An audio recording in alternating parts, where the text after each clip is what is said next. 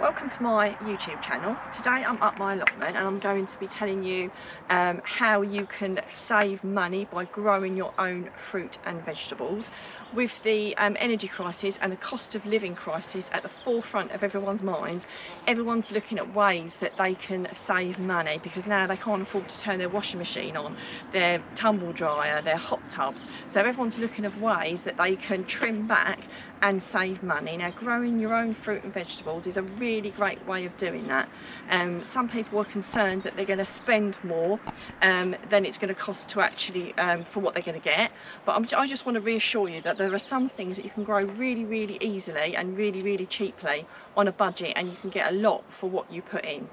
So one thing I would highly recommend is a rhubarb. So if you just take just as a quick example, something like rhubarb grows incredibly easily and incredibly cheaply. Once you've got your rhubarb crown, all I do is cover it with manure that I get free from the stables, you know, once or twice a year, and water it. That's all I do. So that's a really cheap alternative. So I will highlight as I'm doing this video some particularly easy quick wins if you're on a budget, you haven't got much room, and you want to produce some really good healthy nutritional fruit and vegetables for yourself.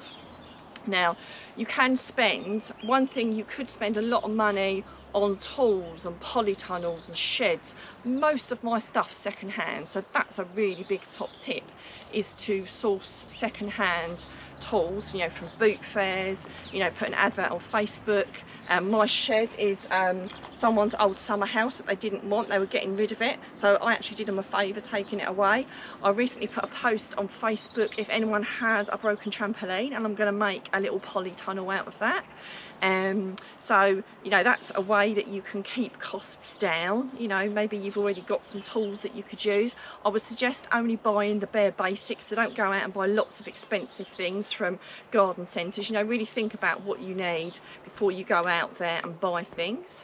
So if you start things off from seed, that's a much cheaper way of growing your own fruit and vegetables.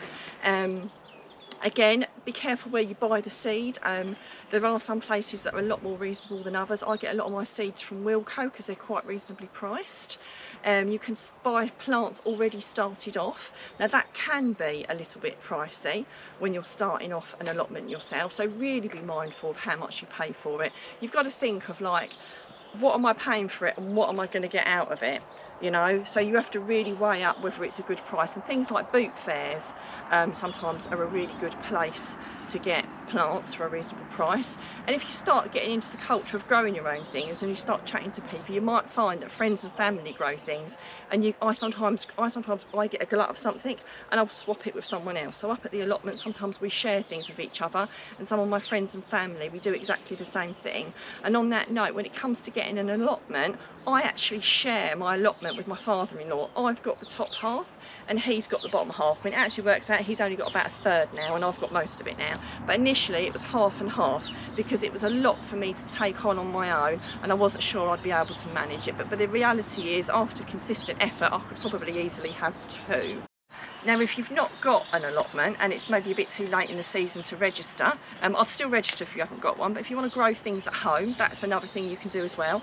I started off growing things at home before I got my allotment, so there's plenty of things you could be growing at home. And again, later on in this video, I will be telling you of some really easy wins that you could plant that grow really easily. One word of warning I would say, I see a lot of people spending a lot of money on raised beds. And spending a lot of time and a lot of money on raised beds.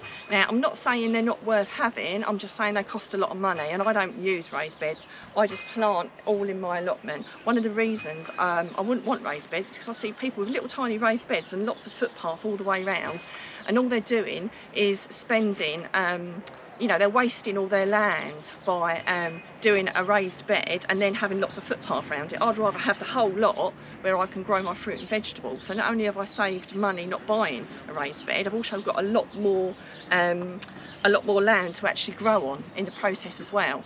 So that's not to say that you can't put things in pots and repurpose things so you can grow things in tubs and things like that, but just spending lots of money on raised beds I personally think is a waste of money. I find that my allotment during the height of the season pretty much feeds me, so much so that I don't buy much, and it's considered a treat if I go out and buy myself a banana or an orange, because I've got such a lot of fruit and vegetables. And the rest of the year I try and freeze or preserve things. Now I freeze a lot of things, I make jams and chutneys, I put things in gin, and that does a few things. It not only feeds me throughout the year, it means I can use stuff in the winter, but also I can give some jams and chutneys away as gifts, and some flavoured gins as well, so it's a really fun thing to do. And also, you know, I've got lots of things to eat even when there's not so much in my allotment.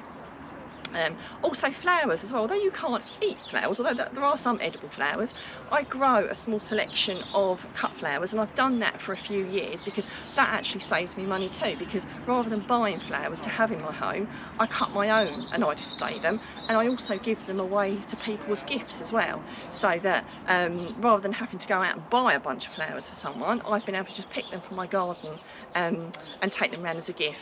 And I often feel that I'm a bit of a cheapskate, but actually the people are quite overwhelmed that I've grown them myself, and they see that more as a gift than it would have been if I'd have just picked it up from a supermarket. So I'm going to share some of my top tips. Now if you've got any top tips around growing or cooking and preserving things, then please do put them in the comments. I will be putting some links in the description of some things that I would suggest taking a look at and that I do myself. So the top things I would recommend growing. Now obviously I grow everything, because for me growing my allotment, it's a lifestyle, it feeds me, it's something I'm passionate about. It's not only good that it feeds me, it keeps me mentally on top of everything. I think, you know, it's a very enriching kind of environment to be in. But if I could only grow a handful of things because I didn't have much money and I didn't have much space, rhubarb would definitely be one of them. Ridiculously cheap. Once you've got a crown of rhubarb, it will come back every single year, and it's really hard to kill. Something else, cut and come again, things that take up a little amount of space but produce a lot. So climbing beans, whether it's French or runner beans, they climb up so they don't take up much space. They produce a lot for what you've put in the ground. Really, really worth it. Courgettes, the same thing, you know, for the amount of space they take up, and you only need probably like one or two. The amount of courgettes you get, you'll be freezing your beans and you'll be freezing your courgettes, and I'm still getting them out of the freezer now. Where when it comes to things like kale and chard is another good thing to grow, because it's cut and come again. So again, you know, one plant produces lots all throughout the year, so that would be something else that I would recommend. Things like raspberries, while strawberries are really good, they take up a lot of ground space and don't produce that much, but things like raspberries, they produce such a lot, and also a really great thing to preserve. So you can put them in chutneys, you can put them in jams, you can put them in gin.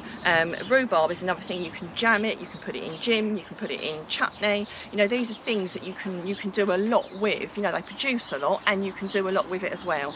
So not only do they produce a lot at the time you can eat them, you can also preserve them and eat them at a time when there isn't much else around too.